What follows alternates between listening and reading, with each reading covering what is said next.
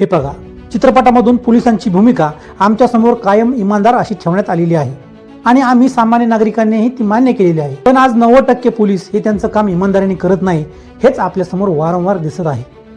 हवालदार प्रामाणिक असेल तर त्याचा इन्स्पेक्टर हा करप्ट असतो. प्रामाणिकपणे तो हवालदाराला काम करून देत नाही. हवालदार आणि इन्स्पेक्टर हे दोघेही इमानदार असले तर त्यांच्या वरचा अधिकारी हा करप्ट असतो. तो खालच्या लोकांना इमानदारीने काम करून देत नाही. कधी कधी असं होतं, वरच्या अधिकारी इमानदार असतात परंतु खालचे अधिकारी करप्ट असतात.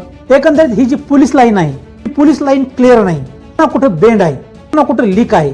याचा त्रास सामान्य माणसाला होतो, कायम होतो, होत आलाय, आजही होतो. काही ठिकाणी परिस्थिती अशी असते, पोलीस स्टेशनमध्ये तक्रार घेऊन गेलेल्यांची तक्रारच घेतली जात नाही.